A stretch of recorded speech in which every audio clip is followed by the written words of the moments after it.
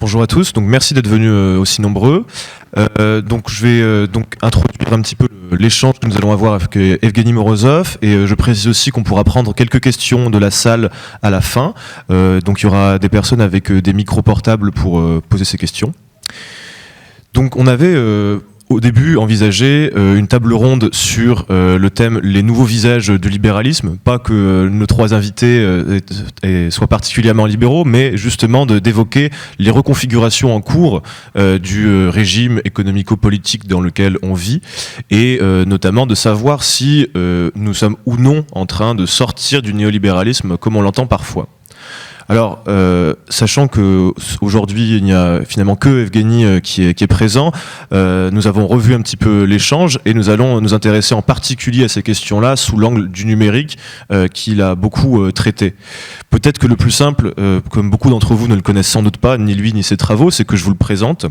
Evgeny Morozov, vous êtes chercheur, vous êtes essayiste, on peut dire même journaliste.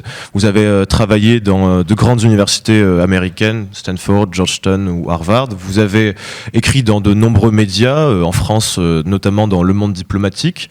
Vous avez aussi... de manière générale, mené un gros travail justement sur le secteur du numérique et la façon dont il nous impacte dans nos vies. Plus précisément, vous avez des points de vue assez critiques qu'on peut retrouver chez un certain nombre de penseurs du numérique, que ce soit sur la concentration des données, sur la surveillance de masse, sur l'évolution du monde du travail avec l'économie de plateforme, l'économie ubérisée, ou encore, par exemple, le fantasme qu'on aurait une démocratie réinventée par les réseaux sociaux. Tout ça qui sont des domaines qui finalement ont été de plus en plus traités ces 10 ou 15 dernières années. Mais vous allez en général un petit peu plus loin que ces simples critiques et vous posez une question qui est, à mon sens et à notre sens, souvent trop occultée, qui est la question de savoir est-ce que l'on doit véritablement tout numériser ? Est-ce que finalement le numérique comme solution à tout est vraiment une bonne idée ? Vous avez notamment promu le concept de solutionnisme technologique dans un livre qui a été traduit dans plusieurs langues. En français, c'était paru en 2013, qui s'appelait « Pour tout résoudre, cliquez ici ». Et donc ce concept de solutionnisme technologique, il renvoie à l'idée finalement que n'importe quel problème économique, politique, social, etc. pourrait finalement être considéré comme un simple problème technique qui pourrait être résolu par une solution technique, typiquement par exemple par une appli, un algorithme, ce genre de choses, au lieu finalement d'aller en chercher les racines, les causes plus profondes de ces problèmes pour le résoudre. Et c'est quelque chose qu'on peut voir à l'œuvre dans de nombreux domaines. Pour débuter cet échange, j'aimerais vous poser une question assez large sur la période politique que nous traversons. On sait depuis à peu près 2 ans et l'émergence de la pandémie de Covid-19, les États sont intervenus assez massivement dans différents domaines, à la fois pour sauvegarder l'économie telle qu'elle était et puis aussi pour éviter un certain nombre de décès. Et donc on a entendu, à l'aune de cette crise sanitaire, beaucoup de discours autour du retour de l'État, de la fin du néolibéralisme, du fait que les dépenses publiques allaient être très importantes, etc., à l'avenir, et donc que de manière générale, nous serions en train de sortir du néolibéralisme.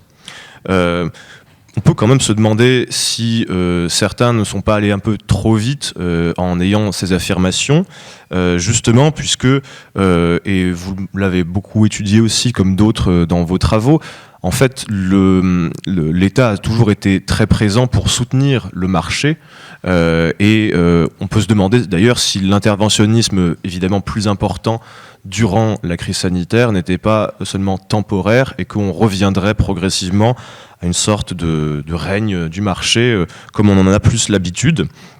Vous, j'aimerais savoir, pour introduire cet échange, comment vous vous positionnez justement sur ces questions-là. Est-ce que vous pensez que l'on est en train de vivre une période post-néolibérale ? Dans ce cas-là, quelle serait-elle ?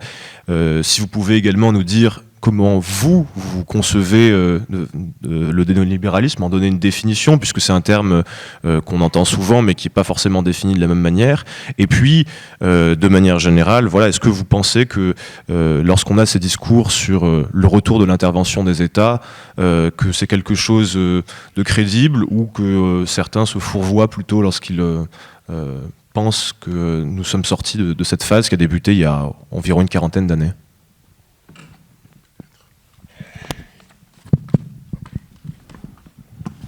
Bonjour. Voilà, je dois dire que, en effet, j'ai préparé mes remarques à l'avance parce que j'attendais 2 autres personnes à débattre avec moi. Mais bon, alors ça va être un peu mécanique, peut-être un peu artificiel, mais c'est la vie. Normalement, je travaille en anglais, c'est évidemment pas en français. Alors c'est peut-être la 2e et 3e fois que je fais une intervention en public en français, alors pour moi c'est aussi un défi. Je dois dire que je demeure sceptique à l'idée que nous assisterons à la mort du néolibéralisme. Je ne crois pas qu'il ait été affaibli par la pandémie, bien au contraire. Il est cependant important de comprendre les raisons de cette idée erronée, selon laquelle les fondements du néolibéralisme s'affaibliraient. Cela est lié à la définition étroite qui est parfois donnée du néolibéralisme. Il est parfois conçu à travers certains aspects strictement économiques, comme par exemple les dépenses publiques, qui sont censées rendre compte de l'idéologie néolibérale tout entière. Je pense que c'est une erreur. On devrait concevoir le projet néolibéral en termes de construction d'une civilisation plutôt qu'à travers les chamélieries concernant les politiques fiscales ou sociales. Je n'ai pas traduit ce texte moi-même, alors il y a beaucoup de mots que je ne connais pas. Je vais proposer une définition alternative qui cherche à prendre en compte plus largement ces aspects civilisationnels. Je vois le néolibéralisme comme une idéologie qui gravite autour d'une idée centrale. Le marché est l'unique moyen de coordination sociale sur une échelle étendue qui permette les progrès et le développement humain. Ainsi, pour résoudre les problèmes sociaux, pour gérer la complexité sociale, pour générer les changements progressistes à une large échelle. Pour permettre l'innovation, le marché est non seulement l'infrastructure idéale, mais aussi la seule possible. Si l'on étudie la généalogie du débat sur le calcul socialiste, par exemple, des années 1920 à aujourd'hui, on peut constater qu'à partir des années 1970, les partisans du néolibéralisme ne font pas l'apologie du marché simplement parce qu'il est performant pour l'allocation des ressources, pour l'efficacité. L'argument est tout autre. Le marché est bénéfique parce qu'il autorise la civilisation à aller de l'avant, à exprimer sa créativité, à développer de nouvelles pratiques, techniques et institutions. À un certain stade, James Buchanan, l'un des fondateurs de l'école du choix public, rend hommage au marché comme les infrastructures de devenir. C'est exactement le mot qu'il employait. On est loin du débat initial sur la manière d'allouer des ressources rares à la production industrielle. Buchanan est intéressant. Alors qu'il écrit au début des années 1990, il concède aisément que les ordinateurs, aujourd'hui on parlerait du big data, seraient à même d'aider le socialisme et la planification centralisée à résoudre les défis de l'allocation des ressources. Mais même si cela surveillait, la technologie ne permettra pas aux planificateurs centraux de régler le problème de la créativité et du devenir. C'est en substance sur son argument. Mais même avec cette précision, il est difficile de nier que l'idéologie néolibérale remonte à la guerre froide et au conflit manichéen entre le système de prix, représenté par le marché, et les planifications centralisées, représentées par le gouvernement. Si l'on assume la validité contemporaine de cette dichotomie, et je crois que l'on devrait l'assumer, alors le rôle de l'État dans le néolibéralisme est clair. Il est de servir principalement, mais non exclusivement, des véhicules pour répandre l'évangile du marché, pour le présenter comme le seul moyen d'innovation et de solution aux problèmes. Comme la foi de la planification centralisée n'est pas très fervente ces jours-ci, ce n'est pas une mission très difficile. Ainsi, nous avons atteint un stade où les néolibéraux déclarés, ceux qui se rendent au forum économique de Davos par exemple, peuvent très bien reconnaître les problèmes existants, le changement climatique, les inégalités, etc., qu'ils niaient auparavant. Ils sont heureux de le faire, car ils savent que même si ces problèmes sont reconnus comme des problèmes politiques, requérant l'intervention de l'État démocratique, ils seront avant tout traités à travers les seuls moyens en disposition, à travers le système de prix, le marché. Je ne crois pas que la pandémie a eu un impact significatif dans ce domaine. Alors que l'idée d'une réponse centralisée à la crise sanitaire a réhabilité l'idée qu'il existe des moyens non marchandants de coordination sociale, par exemple via la bureaucratie gouvernementale, il devait s'agir d'une phase exceptionnelle, quelque chose qui serait écarté de que les problèmes sanitaires seraient résolus. Pour trouver une issue, il faut, à mon avis, que la gauche accorde davantage d'attention aux mécanismes et infrastructures de coordination sociale, à l'œuvre de divers groupes sociaux et des acteurs individuels.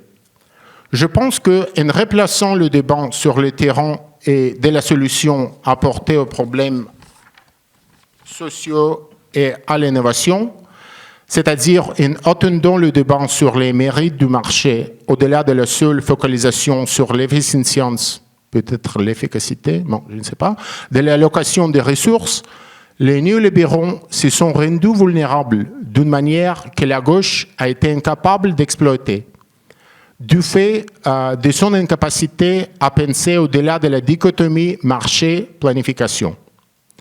En réalité, l'histoire nous apprend que l'on n'a pas attendu le marché pour mener à bien la coordination sociale et résoudre les problèmes sociaux.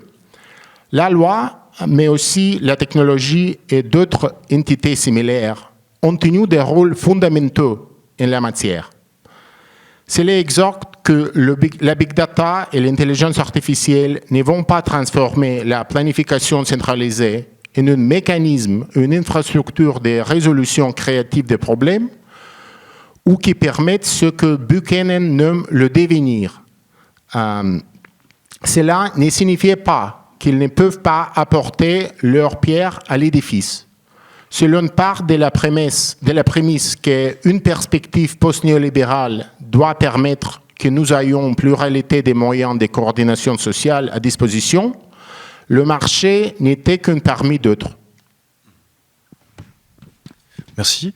Donc si on peut peut-être résumer aussi le sens de votre intervention, c'est aussi de dire que finalement le néolibéralisme, avant tout, selon vous en tout cas, c'est ne pas simplement telle ou telle politique fiscale ou sociale, etc. C'est le règne du marché, certes comme moyen d'allouer des ressources, mais surtout comme idéal de civilisation, comme seul moyen d'organiser la société et de répondre aux problèmes sociaux, puisque tout devrait passer par la compétition des acteurs entre eux, la concurrence, etc.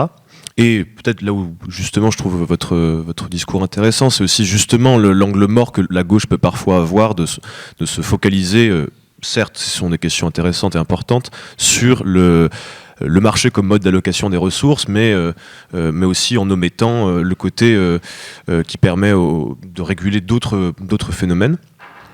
Peut-être pour poursuivre cet échange, je voudrais avoir, on va aller plutôt vers la thématique de recherche, votre avis quant à les transformations malgré tout que l'on vit, puisque selon vous, on l'a bien compris, la phase néolibérale n'est pas refermée, le règne du marché se poursuit, et on peut voir qu'effectivement la pandémie n'a pas changé grand-chose, voire pratiquement rien. On peut malgré tout estimer qu'il y a des mutations importantes dans le régime d'économie politique dans lequel on vit, puisque le néolibéralisme est apparu il y a déjà maintenant une quarantaine d'années. L'omniprésence du numérique, qui n'était pas le cas lorsque Reagan et Thatcher, par exemple, sont arrivés au pouvoir, aujourd'hui est là. Les grands géants du numérique, les GAFAM par exemple, ont un pouvoir considérable de par le fait notamment des quantités de données qu'ils ont accumulées sur tous les aspects de nos vies.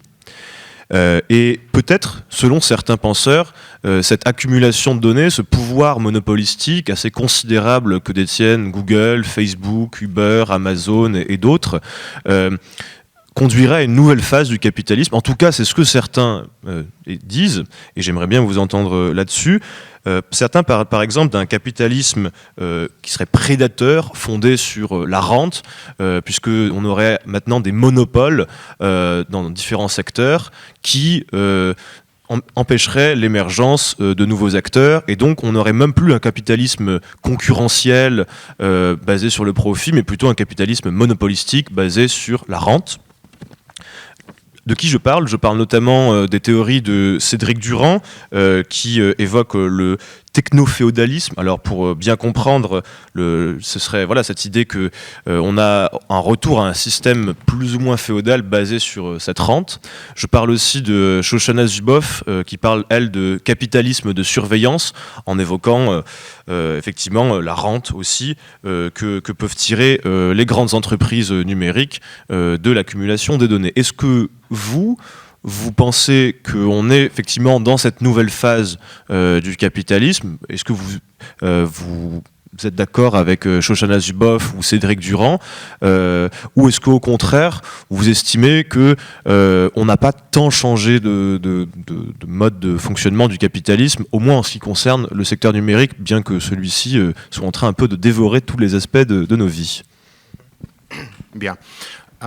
Alors, avant de répondre à votre question, peut-être je dois souligner un autre aspect important de ce que j'ai dit avant, pour créer une meilleure transition, peut-être entre les deux fragments. Comme j'ai dit, pour moi, le néolibéralisme, c'est un moyen d'organiser la société. Oui, un moyen de l'organisation qui nous dit que le marché nous donne la meilleure technique pour résoudre les problèmes, mais aussi pour créer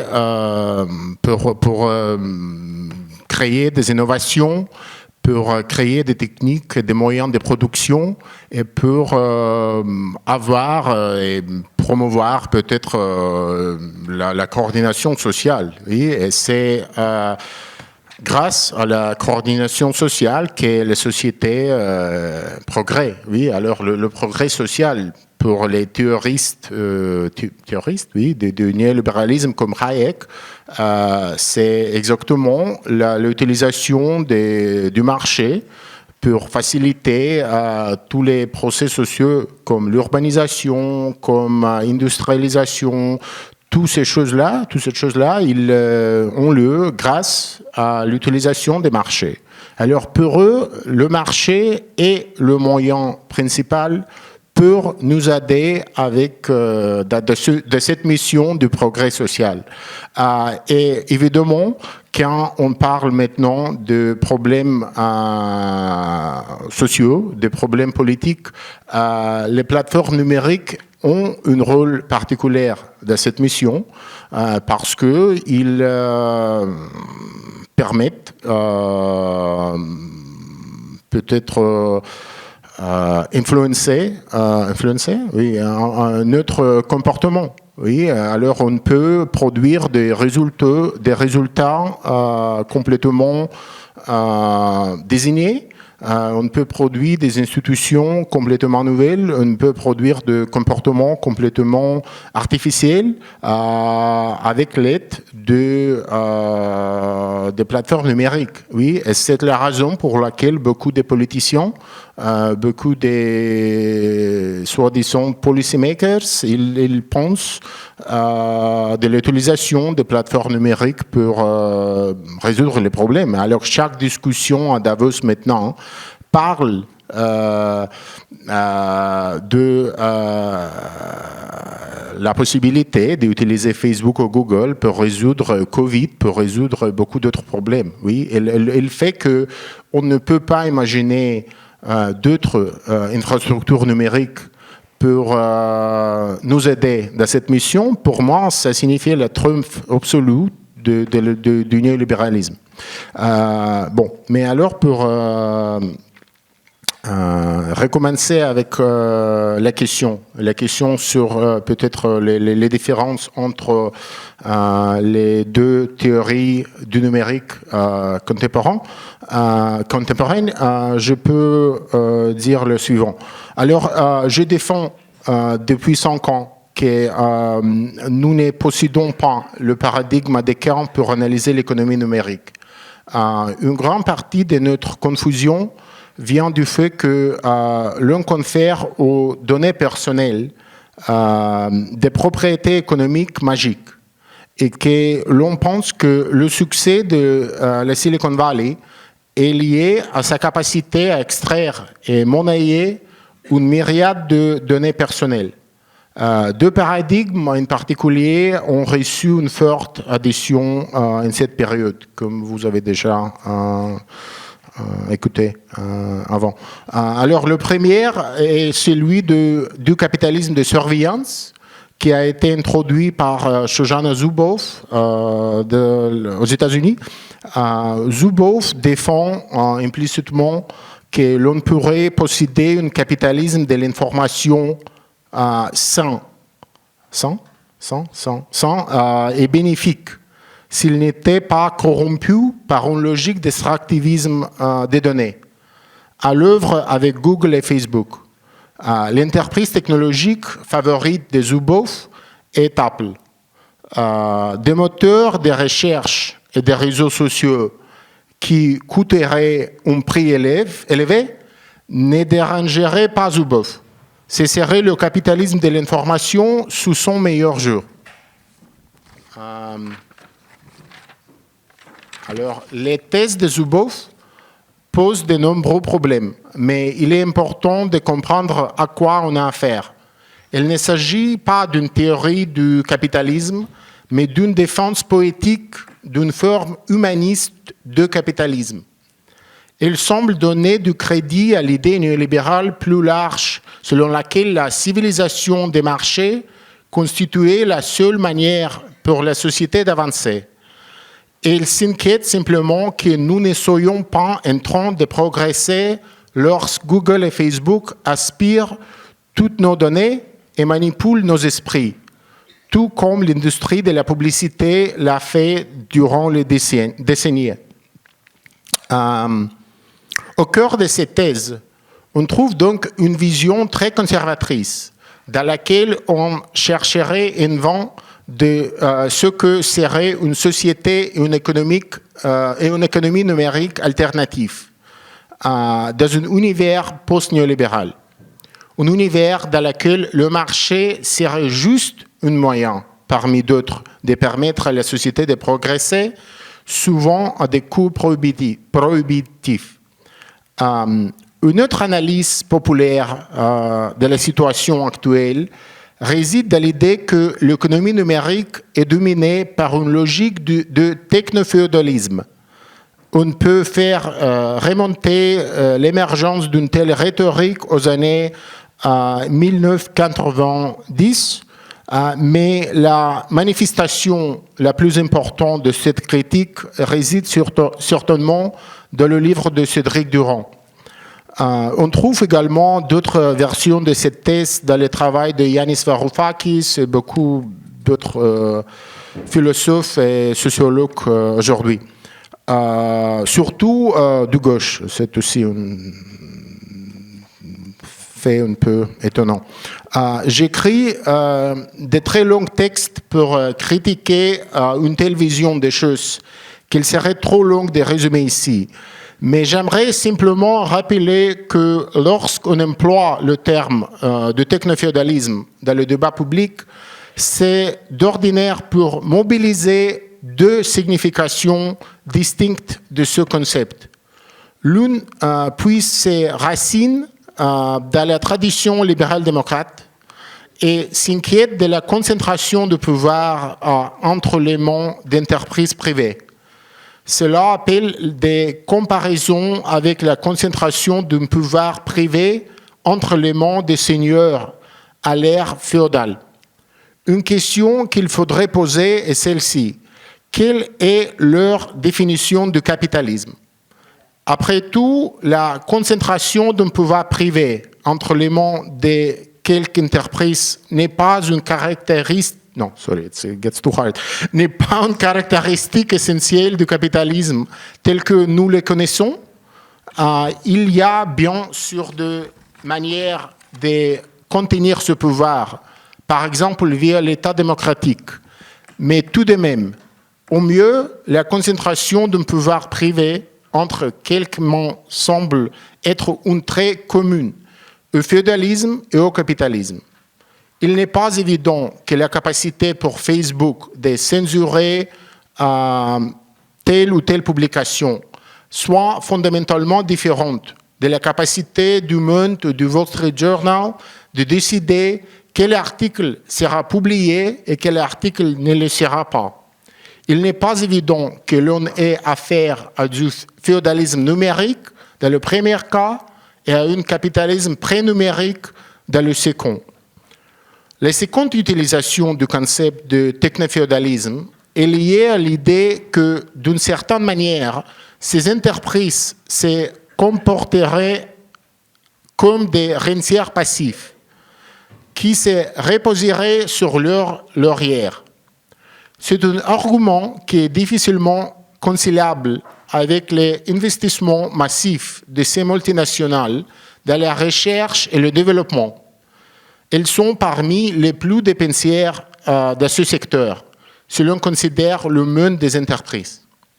On peut bien sûr commenter les effets pervers sur le capitalisme lui-même, provoqués par la possession d'infrastructures gigantesques par ces entreprises, que les autres entreprises doivent désormais payer pour accéder à leurs services. Mais encore une fois, il n'est pas évident que l'on ait affaire à quelque chose de différent des pratiques capitalistes ordinaires.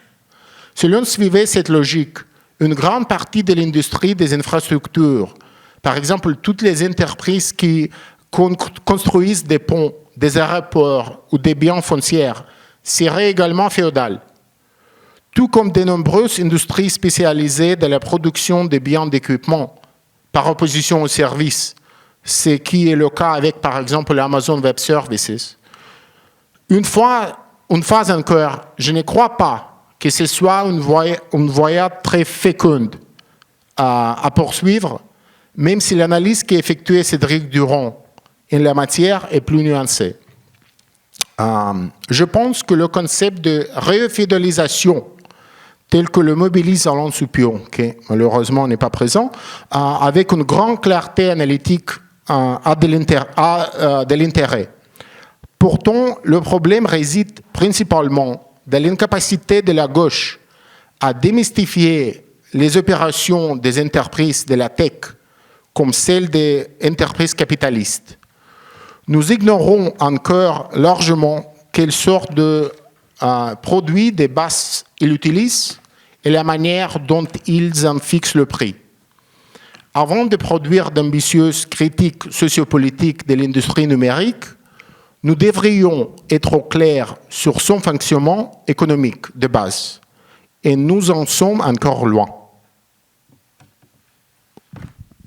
Je vous remercie. Donc c'est vrai qu'on peut aussi dire à nouveau que, comme aussi peut-être pour la première question, vous êtes finalement très sceptique sur le fait que l'on aurait changé d'époque ou non. Selon vous, les évolutions qu'on voit à l'œuvre dans le monde numérique, la constitution d'oligopoles ou voire de monopoles dans certains domaines, finalement, ça a déjà eu lieu dans bien d'autres domaines, que ce soit les infrastructures, par exemple aéroportuaires, le secteur agroalimentaire, enfin on pourrait en passer beaucoup, de la construction, etc. Et de ce point de vue-là, c'est vrai que les monopoles ou les oligopoles ne datent pas d'hier. Donc on peut effectivement à nouveau se demander s'il y a des évolutions marquantes ou non dans la période que nous traversons. Vous nous dites plutôt non. J'aimerais quand même vous poser la question autour d'un thème qui Je peux clarifier un peu ce que je dis. Parce qu'en effet, on peut parler du changement de l'époque. Ce n'est pas difficile, oui. Il y a beaucoup de modes et de moyens pour historiser et aussi temporaliser peut-être les époques. On peut distinguer entre eux. C'est une activité académique. Beaucoup d'historiens font ce type de l'activité intellectuelle. Ce n'est pas problématique.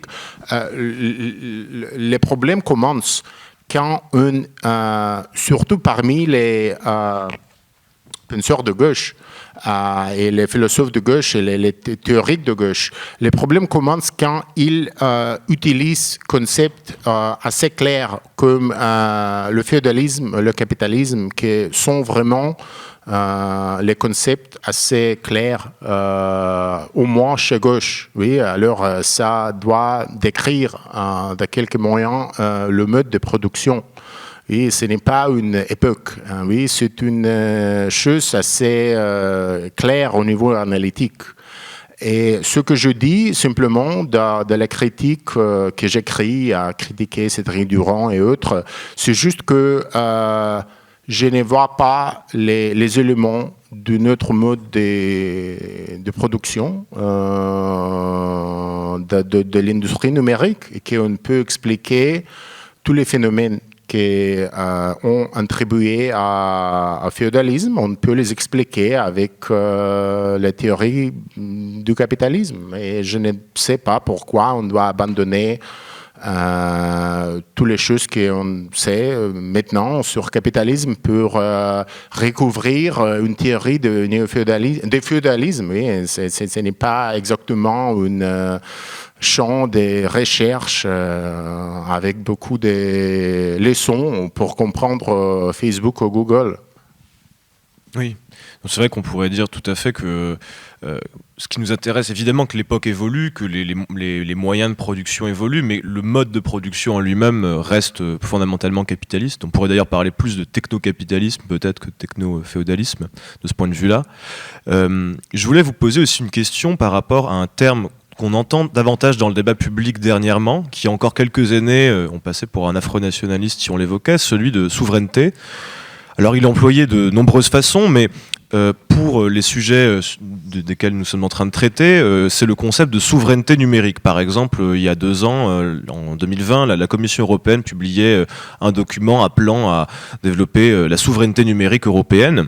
Et effectivement, on peut, quand on regarde un petit peu, se demander si on n'a pas là un enjeu très important, quand on voit, que ce soit côté hardware ou côté software, combien nous sommes dépendants. Certains disent même que la France ou les pays européens sont des colonies numériques dans le sens où nous avons, que ce soit pour la fabrication de nos appareils, les terres rares, les microprocesseurs, etc., nous sommes très peu autonomes, mais aussi dans les softwares qui sont utilisés, dans les logiciels, etc., la grande majorité sont américains. Et moi, ce que je voudrais vous demander sur cette question-là, c'est que pensez-vous de ce concept de souveraineté numérique? Est-ce que vous pensez qu'il est pertinent? Est-ce que vous pensez, par exemple, qu'on peut s'approcher d'une souveraineté numérique, par exemple pour la France ou pour l'Union européenne? Est-ce que vous pensez que c'est trop tard, c'est un vœu pieux, que nous sommes destinés à rester une colonie numérique? Et si... En fait, peut-être même le concept de souveraineté dans cet espace numérique n'a peut-être plus de sens parce que Internet lui-même serait tellement décentralisé, etc., que la souveraineté n'est pas une notion qui aurait une réelle intérêt pour un tel domaine. Ok. Je vous donne la réponse déjà préparée, assez brève, et après peut-être j'improvise un peu. Alors ma conception de la souveraineté numérique est relativement simple.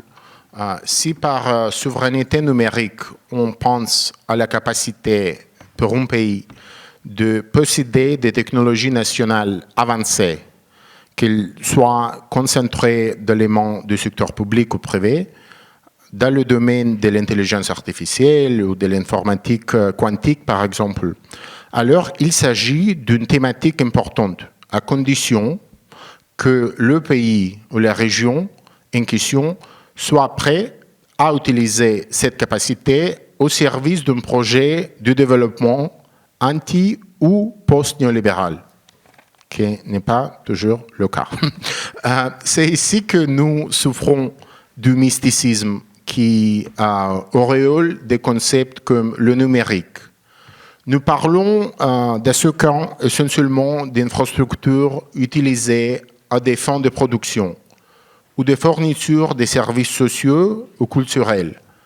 Si un pays estime qu'il ne peut se reposer seulement sur le marché pour la fourniture de tels biens, s'il s'estime qu'il ne peut survivre simplement sur la base d'une économie des services ou en attirant des touristes et en achetant tout le reste avec Amazon et Google, alors je ne vois pas comment l'on peut rejeter la souveraineté numérique comme un objectif important.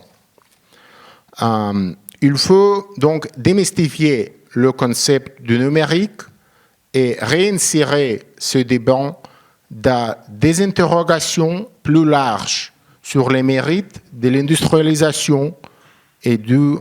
Alors, on a introduit ce concept comme protectionnisme, mais en effet, je voulais dire la substitution aux importations, je pense. Import substitution en anglais. Dès que nous accomplissons cela, nous constatons que nous rejoignons une série d'interrogations de longue date liées à la notion de dépendance technologique, elle-même issue de la théorie de la dépendance, à une époque très populaire en Amérique latine. Une série d'interrogations qui nous aident à penser le concept de numérique et de souveraineté technologique. Alors j'ai là qu'en soit d'abord comme un bouclier contre la dépendance technologique. Mais si l'on souscrit pleinement aux dogmes néolibéraux, et de nombreuses institutions de l'Union européenne le font, alors la notion de souveraineté numérique n'a pas un grand sens. Il y a donc une certaine incohérence dans la manière dont l'Europe promeut cette notion. Mais cela ne veut pas dire que si l'on emprunte une voie de développement post- ou anti-néolibérale, on va la rejeter. Assez équilibré, j'espère. Oui. Et est-ce que vous souhaitiez également compléter ou pour compléter, ce que je voudrais vous poser comme question au-delà de cela, c'est que effectivement, comme vous l'avez dit, le concept de souveraineté numérique, tout dépend ce que l'on met derrière, et le ramener à la question de la dépendance à d'autres pays ou à des technologies qu'on ne maîtrise pas ou que partiellement, effectivement, c'est de cela dont on parle. Est-ce que vous pensez que, par exemple, alors vous m'avez dit pour l'Europe, effectivement, c'est aussi pour quoi faire, et l'Union européenne adhère très largement au néolibéralisme, si ce n'est le promeut très activement. Est-ce que vous pensez qu'à l'aune des reconfigurations que l'on observe, par exemple, je pense à la Chine et aux États-Unis, sous Trump, des lois très strictes, des sanctions ont été prises contre Huawei, pour ne prendre que cet exemple. Huawei, qui était le leader mondial sur le marché des smartphones, par exemple, est devenu, a quasiment fait faillite, en tout cas en dehors de Chine. Donc on voit qu'il y a des pulsions protectionnistes de plus en plus fortes entre la Chine et les États-Unis. Et les deux, quand même, maintiennent une industrie numérique assez importante. Pour l'Europe, c'est quand même beaucoup moins le cas. Est-ce que vous pensez justement que l'Europe est destinée à rester une colonie numérique, ou que l'on pourrait développer des outils propres, même si, comme vous l'avez rappelé, la question est aussi de savoir à quel usage on les destine ensuite. Bien. Oui, je pense que peut-être la Chine, c'est l'unique pays qui a réussi à apprendre toutes les leçons de ce débat sur la dépendance technologique qui a eu lieu dans les ans 1960-1970, surtout dans l'Amérique latine. Malheureusement, tous les gouvernements de ces régions-là, ils n'étaient pas capables parce qu'il y avait des coups d'État, des révolutions, surtout l'installation des régimes militaires pro-américains là. Mais les conclusions étaient déjà assez visibles. C'était évident que pour développer une économie capable d'atteindre un niveau de développement social, de développement économique comparable avec les États-Unis. On a dû créer une industrie forte, on a dû investir beaucoup dans l'industrie numérique et technologique, etc. Et beaucoup de gouvernements, même, je vous donne un exemple peut-être un peu choquant, mais même le gouvernement de Salvador Allende en Chili, ils ont cherché à créer une fabrique des micropuces au début des ans 1970, au nord de Chili. Pourquoi ? Parce qu'ils ont compris qu'en effet, la dépendance technologique du pays et du Chili était assez forte, que sans une libération, émancipation technologique complète, il serait impossible d'atteindre tous les autres objectifs sociaux qu'Allende et son gouvernement voulaient poursuivre. Évidemment, 2-3 ans après, le gouvernement de Pinochet a décidé de fermer toute la production là, de cette fabrique, et elle était complètement abandonnée. Ils ont accepté toutes les technologies provenaient des États-Unis. Mais pour moi, la Chine était peut-être l'unique pays qui a compris assez bien les situations. Et ils ont, avec une politique du numérique et une politique technologique un peu différente, ils ont réussi à réaliser, oui, peut-être à créer une industrie assez forte, technologique. Ils étaient très prêts. Non, ils ont arrivé assez tôt à établir leur présence dans le secteur de 5G, dans le secteur d'intelligence artificielle, et c'était aussi le prix qu'on a dû payer après les sanctions. Parce que je suis sûr que les sanctions, et ce n'est pas une surprise que je dis cette chose, mais les sanctions étaient provoquées par leur défi à l'hégémonie numérique des États-Unis, surtout dans le secteur de 5G. Oui. Et alors, pour l'Europe maintenant, je ne pense pas que soit possible créer une industrie comme l'industrie en Chine. Oui, c'est un travail de 10-15 ans au moins, mais au moins on peut faire tout pour diversifier la composition de nos industries, alors non, pas notre industrie, mais notre infrastructure. Oui. Alors on peut, et je dois qu'on va faire tout pour négocier avec la Chine, pour créer une infrastructure où il n'y a pas une dépendance assez forte juste sur les services provenant des États-Unis.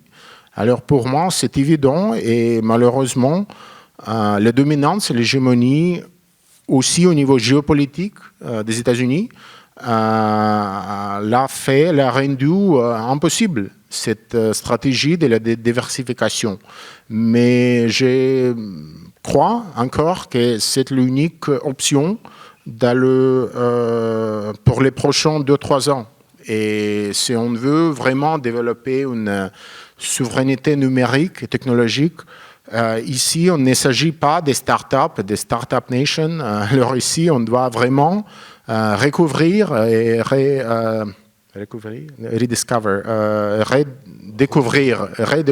peut-être les leçons des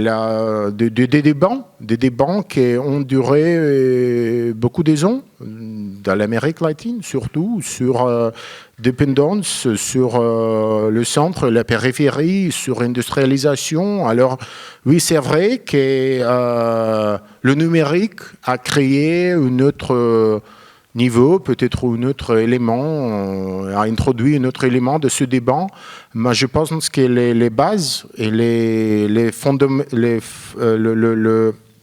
bases essentielles restent les mêmes. Oui, je vous remercie en tout cas pour cette réponse assez riche. On va brièvement prendre une ou deux questions de la salle. Il y a des micros qui passent, donc n'hésitez pas à lever le bras.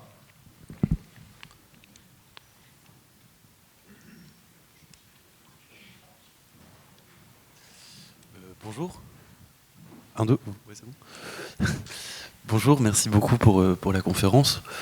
Ce qu'on observe en Chine avec, par exemple, le système du crédit social ou ce qu'on a pu voir au Canada lors des manifestations qui ont eu lieu il y a quelques mois où les manifestants ont eu leur compte bancaire bloqué, etc.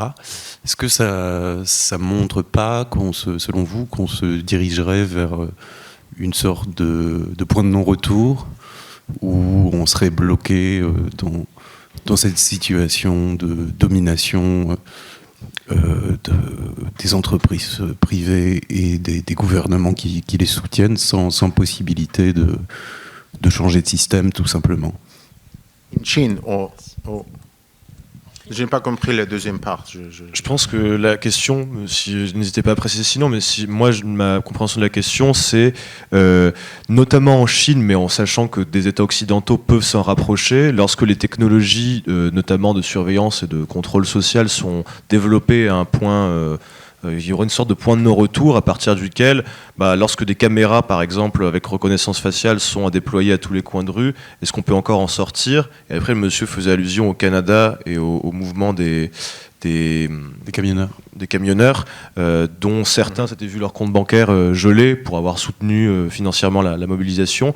Est-ce que vous pensez justement qu'il peut y avoir un point à partir duquel, et est-ce qu'on ne l'a pas déjà dépassé, à partir duquel... l'emprise de ces technologies et l'autoritarisme qu'elles permettent devient irréversible. C'est ça, merci. Oui, ok. Non, je pense que j'ai bien compris la question. Non, je pense que ce n'est pas très utile à faire des généralisations quand on parle de la technologie. Alors, je pense qu'on peut avoir une philosophie de la technologie. Il y a beaucoup de philosophes qui ils y font, mais je pense que c'est très, très difficile à généraliser. Et alors, il y a des technologies de surveillance. C'est vrai que si on analyse une smart city, soi-disant la ville intelligente, on trouve beaucoup de technologies de surveillance, mais ce n'est pas une conséquence de l'avance de la technologie et du progrès technique ou technologique. Oui, c'est juste la conséquence du fait que nous avons délégué beaucoup de pouvoirs aux polices et aux intelligences, aux agences d'intelligence, on parle de surveillance. Non, mais quand on parle de CIA, de renseignement, exactement. Et on doit réformer le système. Mais je pense que quand on parle de la planification, par exemple, quand on parle des infrastructures pour améliorer ou créer le coordonnement social, je pense, c'était la coordination sociale, oui. Ce ne sont pas ce sont des technologies complètement différentes. Oui, alors c'est vrai qu'on peut peut-être les utiliser pour la surveillance, et il y a beaucoup de risques, mais je pense que ce sont les risques que la gauche doit accepter pour expérimenter, parce que nous n'expérimentons pas, nous finirons avec Google au Davos, aux TED Conference, oui, avec l'idéologie numérique qui provient de Silicon Valley, qui maintenant nous offre aussi les solutions aux problèmes qu'ils ont créés. Oui, alors on veut payer 10 € chaque mois, on peut peut-être avoir une protection meilleure contre la surveillance. Oui, alors on peut utiliser les applications plus sécures, etc. Toutes ces choses sont possibles, mais je pense que ce n'est pas la solution idéale. Et on doit résister, mais surtout on doit continuer à expérimenter avec les infrastructures qui peut-être nous offrons une vision d'autre monde qui n'est pas complètement dominée par le marché. Je vous remercie. On va prendre une dernière question, afin de pouvoir ensuite laisser place au deuxième débat avec Chantal Mouffe et François Ruffin.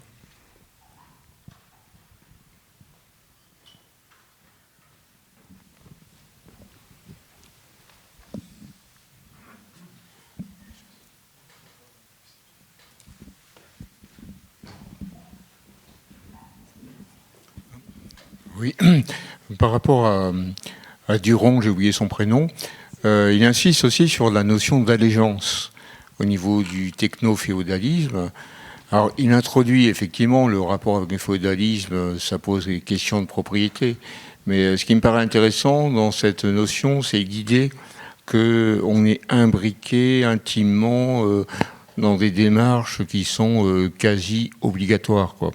Donc c'est pour ça que l'allégeance, c'est un terme qui me paraît intéressant, sauf évidemment à le brancher sur le techno-capitalisme. Vous voulez que je reformule la question ? Je pense que monsieur fait donc allusion à Cédric Durand, et en évoquant le fait que selon lui, ce qu'il trouvait intéressant dans les travaux de Durand, c'est la notion de allégeance, c'est-à-dire la façon dont justement les algorithmes notamment permettraient d'orienter nos comportements et donc ensuite créer une dépendance très forte, si j'ai bien compris. Oui, oui, mais ici, je dois que il y a toujours une tentation parmi les critiques qui proviennent de gauche, c'est à accepter une vision des firmes, des entreprises capitalistes comme les entités, comme les entités avec pouvoir presque absolu. Oui, alors, alors quand on parle de capitalisme de surveillance capitalisme, oui, à la Zuboff, on imagine très souvent qu'ils sont vraiment capables d'influencer notre comportement. Et que chaque fois que vous voyez une publicité pour, je ne sais pas, pour un t-shirt, oui, pour un voyage, pour quelque chose en ligne, vous immédiatement l'achetez. Parce que il n'est pas une théorie de la agency, on dit en anglais, il n'est pas une théorie de la subjectivité peut-être forte, et on assume presque toujours que le consommateur est très très faible, et qu'en effet la manipulation créée, engineered, I want to say, désignée peut-être, oui, engineered by this, oui, qui est conçu pour mise en marche. Alors, ça n'importe pas. Par cette industrie, c'est vraiment efficace. Et je pense qu'on doit aussi, et Durand, je pense, n'est pas assez critique quand il discute ces aspects. Je pense qu'il accepte la version plus fantastique de cette industrie et je ne pense pas qu'ils sont vraiment assez efficaces. Et alors, on doit aussi critiquer cette industrie parce que je pense que la plupart de l'argent, la plupart des fonds qu'autres entreprises capitalistes qu'ils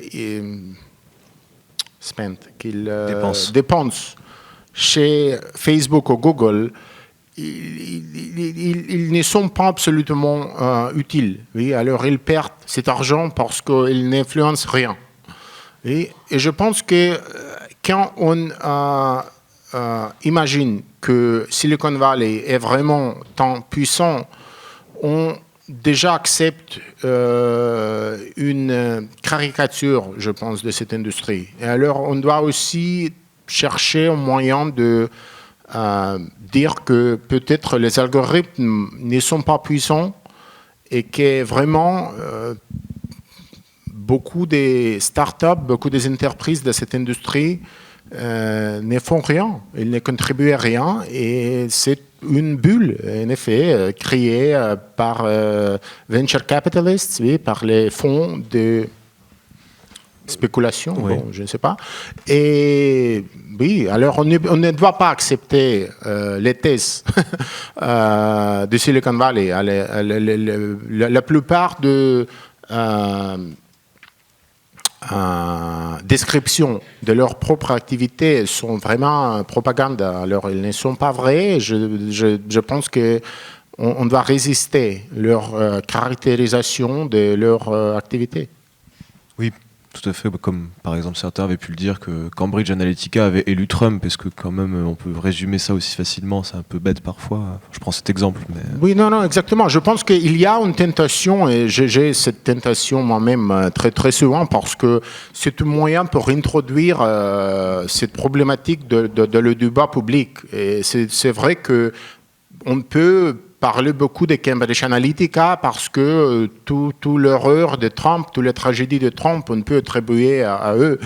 Mais je pense que il n'y a pas vraiment de l'évidence qu'ils ont contribué beaucoup et il y a encore beaucoup de discussions, beaucoup de débats sur leur rôle et je pense qu'on doit être assez critique parce que ce n'est pas une...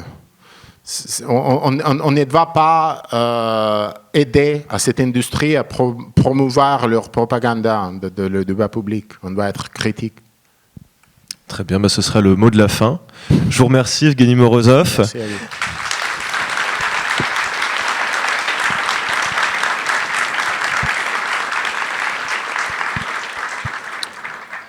Et nous allons donc très vite passer à la seconde conférence qui durera 2 heures avec Chantal Mouffe et François Ruffin sur le thème « Comment la gauche peut-elle reconquérir les classes populaires ».